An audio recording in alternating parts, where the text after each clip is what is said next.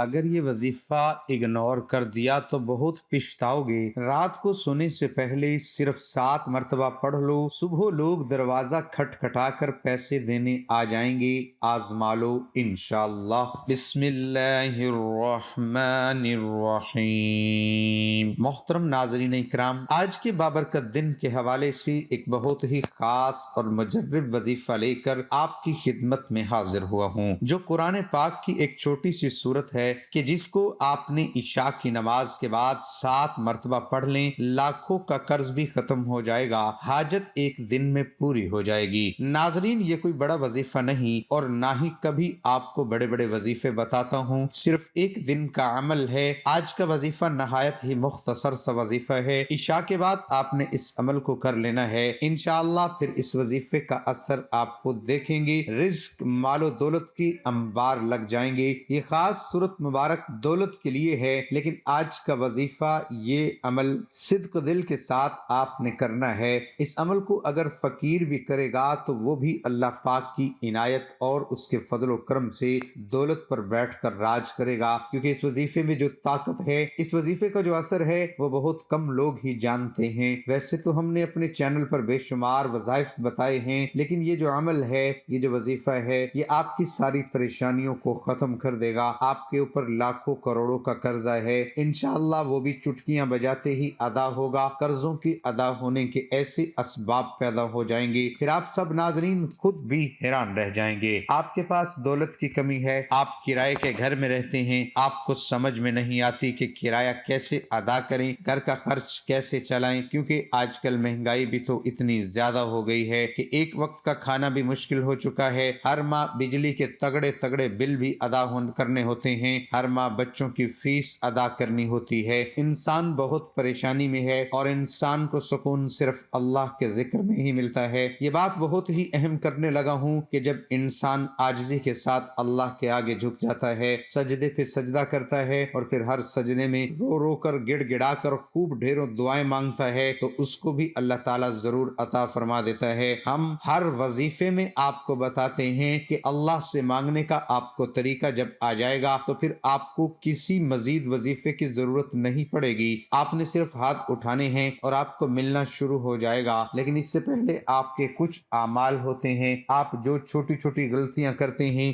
جن کو اگر آپ سدھار لیں گے اور آپ اپنے کاروبار میں حلال طریقے سے کاروبار کریں گے یا رزق کمانے میں حلال ذریعہ استعمال کریں گے، جیسے کہ اللہ تعالیٰ کے پاک نبی صلی اللہ علیہ وسلم نے کاروبار کیا تھا، آپ بھی اس طرح کام کریں، حلال اور پاکیزہ رزق کمائیں۔ اگر آپ جاب کرتے ہیں تو اس طریقے سے جاب کریں کہ آپ کے اوپر کوئی انگلی نہ اٹھا سکے، آپ ایمانداری سے ڈیوٹی دیں، جس کام کی تنخواہ لیتے ہیں وہ کام مکمل جان فشانی سے کریں اور اپنے فرائض سے کوئی غفلت نہ کریں، ہر ماہ رزق حلال ہی آپ اپنے گھر میں لے کر آئیں اور کوشش کریں کہ آپ کے پورے گھر میں حرام کا ایک لقمہ بھی کسی کے پیٹ میں نہ جائے۔ حلال رزق کھانے سے ایسا ہو ہی نہیں سکتا کہ انسان اپنے اللہ پاک سے مانگے اور اللہ پاک اس کی دعا کو رد کر دے، ایسا کبھی نہیں ہو سکتا۔ اور یہ جو وظیفہ ہے، جب یہ وظیفہ کوئی بھی بندہ پڑھتا ہے، قرآن پاک کی یہ سورت مبارک ہے، اس کا وظیفہ ہے، تو اس وظیفے سے آپ کے پاس بے حساب دولت آ جاتی ہے۔ ناظرین، یہ ساری نعمتیں جو ہیں، یہ ساری برکتیں جو ہیں، حلال روزی میں اور اللہ پاک کا شکر ادا کرنے میں ہی پوشیدہ ہیں، تو کوشش کیا کریں کہ کثرت سے اللہ پاک کا شکر ادا کیا کریں، انشاءاللہ دیکھنا کیسے آپ کے وارے نیارے ہو جاتے ہیں۔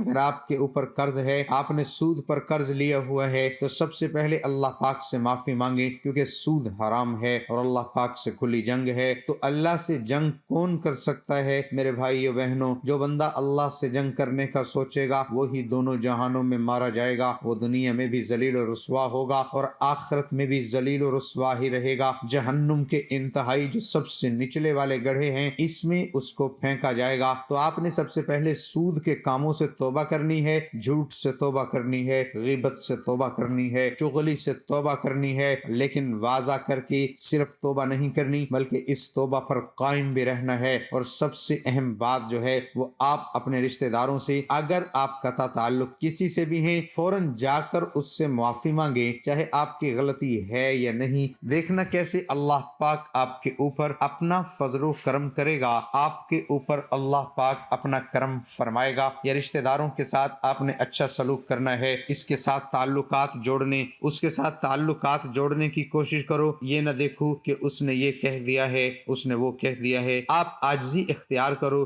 جو عاجزی اختیار کر لے گا اس کو پھل ملتا ہے۔ اور جب آپ کبھی بلندی پہ چڑھتے ہیں آپ کو پتہ ہونا چاہیے جب بھی آپ بلندی پہ چڑھیں گے تو آپ کو جھکنا پڑے گا، آپ سیدھے کھڑے ہو کر بلندی پر نہیں چڑھ سکتے۔ اور جب آپ نے نیچے اترنا ہوتا ہے تو آپ کو سیدھا ہونا پڑتا ہے، تو اس وقت آپ کو ایسے سینہ تان کے نیچے اترنا پڑتا ہے، پھر ہی آپ نیچے اتر سکتے ہیں۔ ناظرین اکرام، آج کا جو وظیفہ ہے اس کی ترتیب آپ اچھے طریقے سے ذرا سمجھ لیں اور میری باتوں پر آپ نے عمل بھی کرنا ہے۔ اس کو آپ نے اپنے دوستوں کے ساتھ، رشتہ داروں کے ساتھ لازمی شیئر بھی کرنا ہے۔ یہ بھی ایک صدقہ جاریہ ہے، صدقہ جاریہ ہوگا۔ کسی ایک بندے نے بھی اس بات پر عمل کر لیا تو اس کا اجر آپ کو بھی ملے گا۔ جب عشاء کی نماز ادا کر لیں آپ نے کوشش کرنی ہے کہ وہیں اسی جگہ بیٹھ جائیں۔ مردوں نے کوشش کرنی ہے کہ وہ مسجد میں جا کر جماعت کے ساتھ نماز ادا کریں، عورتوں نے گھر میں نماز ادا کرنی ہے۔ اگر آپ کو ٹائم نہیں ملتا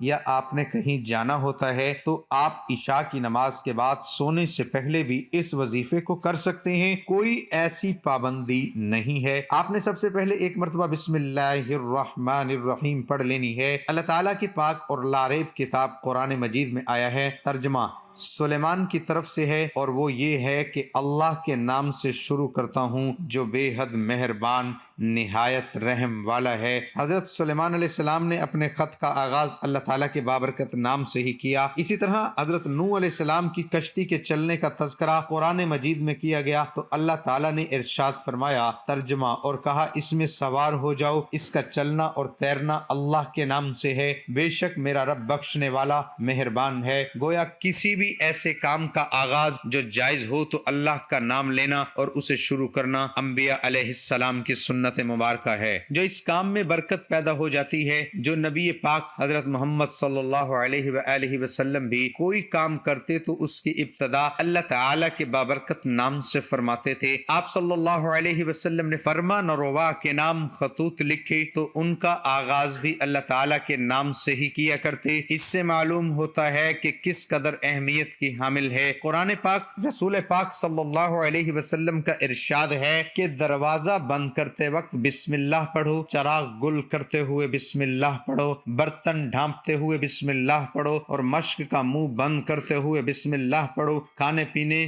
ذبح کرنا، وضو کرنے، کشتی میں سوار ہونے، ہر کام کرنے سے پہلے بسم اللہ پڑھنا مستحب ہے۔ ناظرین اکرام، اس کے بعد آپ نے نبی کریم صلی اللہ علیہ وسلم کی ذات اقدس پر صرف 11 مرتبہ درود پاک پڑھ لینا۔ درود پاک بے شک ابراہیمی پڑھ لیں یا کوئی چھوٹے سے چھوٹا درود جیسے کہ صلی اللہ علیہ وآلہ وسلم پڑھ لیں، لیکن درود ابراہیمی کی فضیلت زیادہ ہے۔ اس کے بعد آپ نے ایک چھوٹی سی سورہ مبارکہ سورۃ علم نشرح، بہت ہی پیاری سورت ہے، بہت ہی مبارک سورت ہے، قرآن پاک کی 30ویں پارے میں موجود ہے، بہت ہی مختصر اور جامع سورت ہے۔ آپ نے صرف 7 مرتبہ سورۃ علم نشرح پڑھنی ہے۔ آپ کو زبانی یاد نہیں، آپ موبائل سے دیکھ کر پڑھ سکتے ہیں، آپ قرآن پاک سے دیکھ کر پڑھ سکتے ہیں۔ ایک بار میں پڑھ کر سناتا ہوں، بسم اللہ الرحمن الرحیم، علم نشرح لک صدرک ووضعنا عنک وزرک الذي أنقض ظهرك ورفعنا لك ذكرك فإن مع العسر يسرا إن مع العسر يسرا فإذا فرغت فانصب وَإِلَىٰ رَبِّكَ فَارْغَب۔ محترم ناظرین، یہ ایسی سورہ مبارکہ ہے، ہر نبی نے اللہ پاک سے دعا مانگی تھی کہ یا اللہ میرا سینہ کھول دے، لیکن میرے نبی اور آپ کے نبی، ہم سب کے نبی حضرت محمد مصطفیٰ صلی اللہ علیہ وآلہ وسلم کا یہ اعزاز ہے۔ اللہ پاک نے خود ارشاد فرمایا، کیا ہم نے آپ کا سینہ نہیں کھول دیا اور اتار دیا؟ ہم نے آپ سے آپ کا بوجھ، جس نے آپ کی کمر توڑ دی تھی، بوجھ اتار دیا، ہم نے بلند کر دیا آپ کے لیے آپ کا ذکر، تو بے شک تنگی کے ساتھ آسانی ہے۔ ہاں، بے شک تنگی کے ساتھ آسانی ہے، चुनाचा जब आप फारिग हो जाएं तो मेहनत कीजिए और अपने रब की तरफ रगबत कीजिए। यानी ऐसे बाबरकत अल्फाज हैं। अल्लाह पाक खुद फरमा रहा है हर तंगी के साथ आसानी है, और 2 दफा फरमाया है कि बेशक हर तंगी के साथ आसानी है। तो ये आपके जो मुश्किलात हैं या जो आपकी परेशानियां हैं ये वक्ती हैं। अल्लाह पाक खुद फरमा रहा है, और मेरे नबी सल्लल्लाहु अलैहि वसल्लम ने ये सूरह मुबारका अपनी उम्मत को तोहफे में दी थी। जो भी मुश्किल हो, जो भी परेशानी हो, आपने इस वजीफे को कर लेना है। इस वजीफे की ताकत इतनी है कि आप खुद हैरान रह जाएंगे। इतनी दौलत आपके पास आ जाएगी कि आपको समझ में नहीं आएगी कि कहाँ रखूं और कहाँ खर्च करूं। उसके बाद आपने 121 मरतबा अस्तगफिरुल्लाह अस्तगफिरुल्लाह अस्तगफिरुल्लाह पढ़ना है। आखिर में दोबारा से 11 मरतबा दुरूद शरीफ पढ़ लेना है, और दुरूद शरीफ पढ़ने के बाद आपने अल्लाह पाक से दुआ मांगनी है। जब भी मांगना है अल्लाह से मांगना है, बरकत वाला, खैर आफियत वाला रिज्क मांगे, सुकून वाला रिज्क मांगे। उससे न सिर्फ आपके घर में खुशहाली रहेगी बल्कि आपस में प्यार और मोहब्बत भी बढ़ेगा। हर बंदा दिन रात ज्यादा से ज्यादा पैसा कमाने के चक्कर में बहुत से रास्ते इख्तियार करता है, तो कोशिश करें आपने मुख्तसर रास्ता नहीं इख्तियार करना। अपने काम पे आपने मुकम्मल तवज्जो देनी है, रिज़्क़ हलाल कमाना है, मेहनत करनी है। इससे अल्लाह पाक आपके ऊपर ढेरों बरकतें और रहमतें होना शुरू हो जाएंगी। और कोई भी वजीफा नमाज के बगैर मुकम्मल नहीं होता। आपने 5 वक्त की नमाज लाजमी अदा कर लेनी है, और हस्ब तौफीक सदका और खैरात भी कर देना है। अल्लाह पाक से दुआ है कि तू हम सब के सगीरा कबीरा गुनाह मुआफ फरमाए, आमीन। अल्लाह ताला हम सब का हामी और नासिर हो। नादरीन, कमेंट बॉक्स में अल्लाह ताला के 99 नामों में से एक नाम जरूर टाइप करें, और मजीद इस तरह की वीडियो देखने के लिए इस चैनल को सब्सक्राइब करें। जज़ाकल्लाह।